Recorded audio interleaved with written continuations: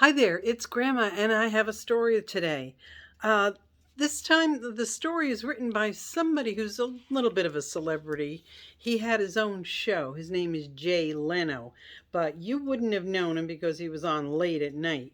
But your mom or dad might remember him.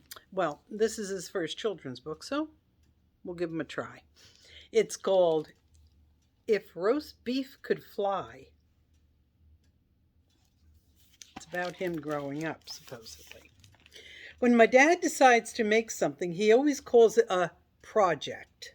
Fixing the car is a project. Cleaning the gutters is a project. I'm ready for my next project, he tells me one spring day. This means he has finished the winter car project, even though there's a lot left to do on it.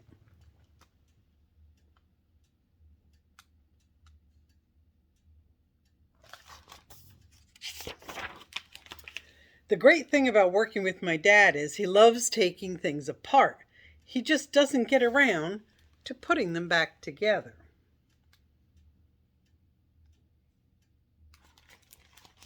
This summer, we're going to have ourselves the greatest barbecue ever, Dad announces. No more charcoal, no more lighter fluid.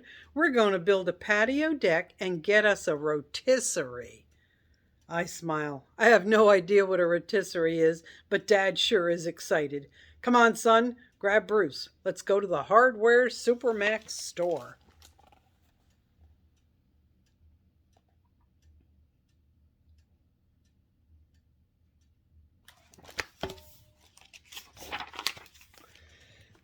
The little hardware store in town was never good enough for the projects Dad wanted to do. No, we had to drive 60 miles to a giant superstore because everything my dad and his side of the family did was big, even dinner.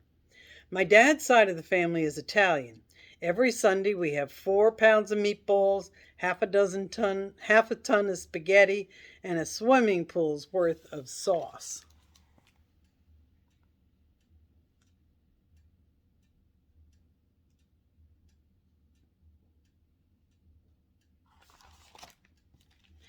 Okay, maybe I exaggerate, but compared to my mom's side of the family, my dad's side is extravagant.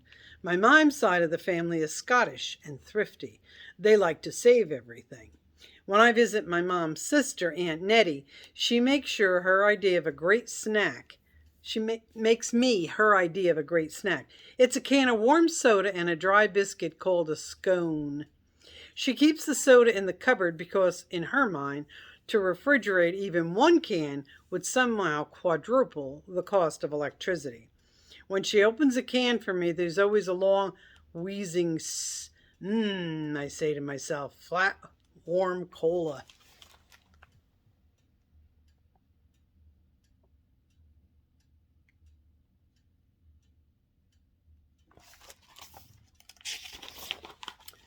For my dad, everything had to be the biggest and the best.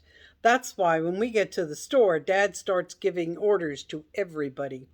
Okay, we need 500 bricks, 200 pounds of cement. Son, you tell the clerk about the rotisserie equipment. We want the biggest, most expensive rotisserie ever made, I say to the clerk. I still don't know exactly what a rotisserie is, but I knew I wanted the best, just like Dad.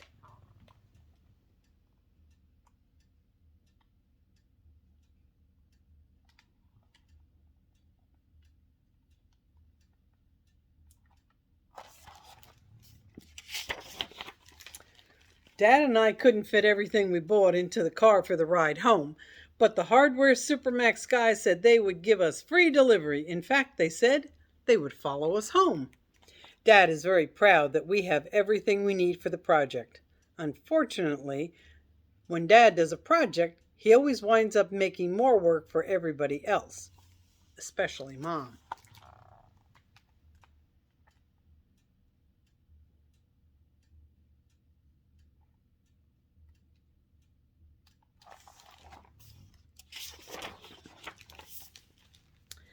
When we drive up, Mom and Aunt Nettie shake their heads in unison. Oh, the waste, they sigh. The waste. The delivery crew finally unloads everything. Bruce tries to help by barking at the tires' trucks.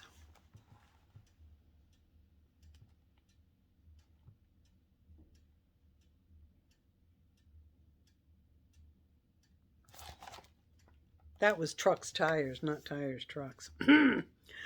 This is what it must have been like to watch the building of the pyramids of Egypt. I hope our patio won't take 500 years. Pretty soon the whole neighborhood gathers in our backyard. Experts are consulted. In my neighborhood, everyone is an expert. I'm sure the patio will take twice as long to build if Dad listens to everybody's advice.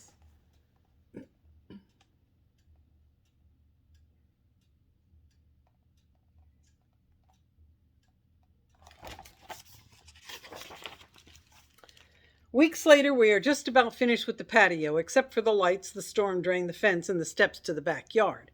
We do, however, have a really neat dirt path.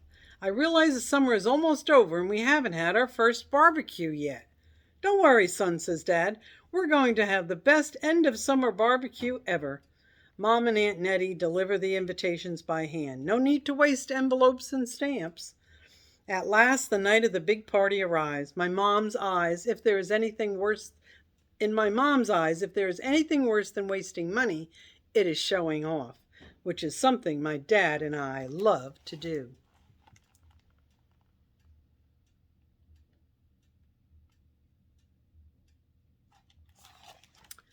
What better way to show off than by making a grand entrance into the party? Ta-da!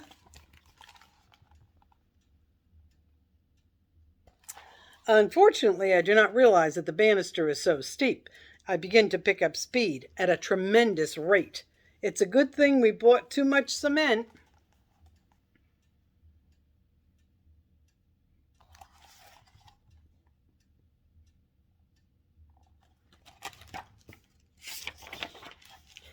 Dad is in too good a mood to let my little stunt bother him. He helps me up and smiles. Look, there are Aunt Nettie and Mom bringing out the biggest roast beef I've ever seen. Bruce is jumping up and down in his awkward way like a rag doll on a trampoline.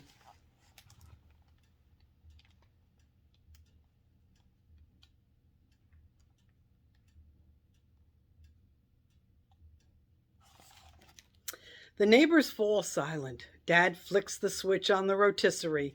So that's how it works. In less than a heartbeat, the roast beef begins to turn on the spit. Ooh, ah, everybody watches the meat roasting. Dad goes inside to help Mom serve the several different tons of food brought by Dad's family. I'm all alone with the roast beef. Boy, does it smell good.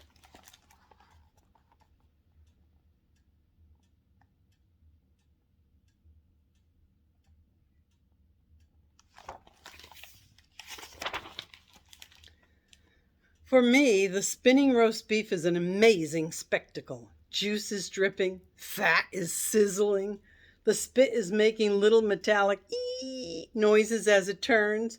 I can't take my eyes off it. I'm dying to taste the roast beef. But how can I do it without anyone knowing?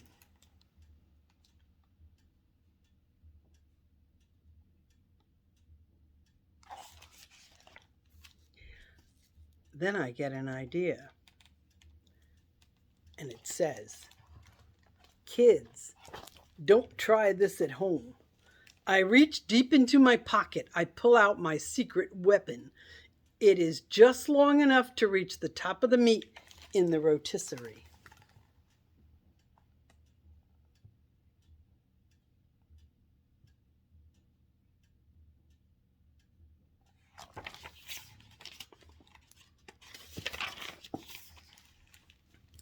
I stick it into the turning roast beef and get a little bit. Delicious. I look around the patio. Everybody else is inside waiting for Dad to tell them the meat is ready. I do it over and over again. Instant roast beef.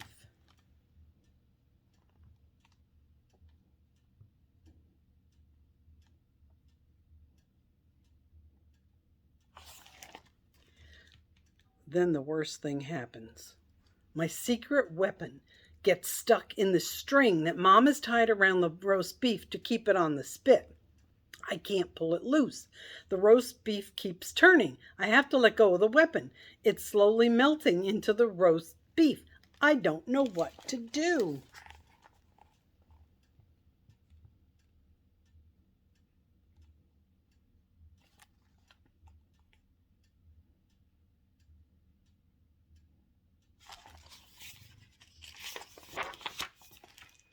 Suddenly, Dad decides it's time to bring the roast beef inside.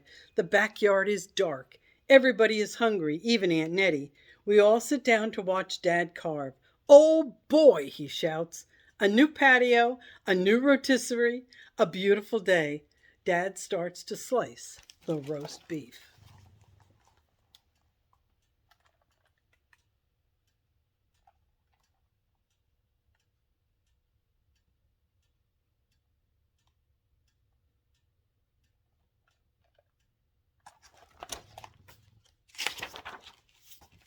Hack, hack, hack, hack. He can't cut the meat. The dining room is silent except for the sound of the knife. It sounds like Dad is sawing wood, but I know it isn't wood.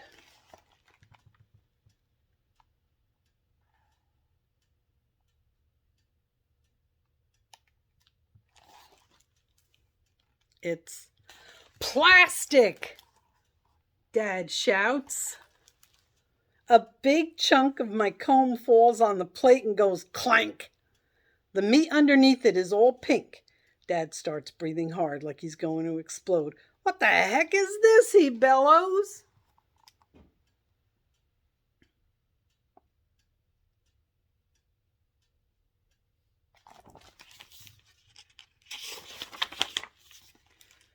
Very quietly I whisper, "Oh, it's my secret weapon." "What's your secret weapon?" he roars. "It's my comb," I say. "Your comb?"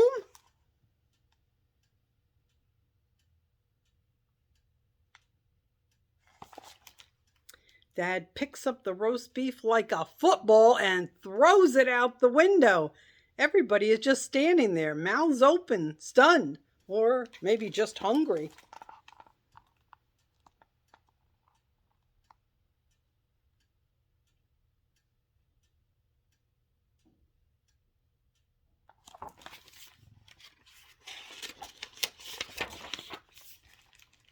"Look," shouts Aunt Nettie as the roast beef sails through the air, out of nowhere, as if in slow motion. A graceful as LeBron James going for a rebound, Bruce leaps across the sky and catches the roast beef, gently cradling it in his jaws before gliding back to earth.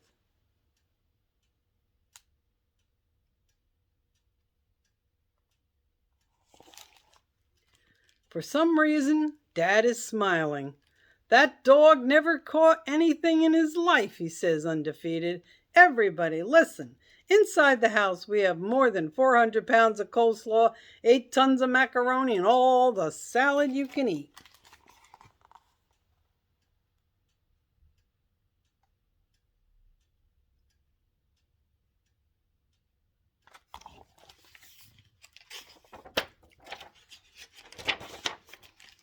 As everybody finishes the main course of potato salad, Dad gets that old project gleam in his eyes. He's looking at the rest of the backyard. "I have our next project, son," he says. "We have all the cement left over. What do you think?"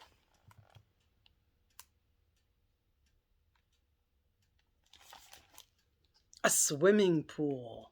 I see Bruce starting to dig the hole already.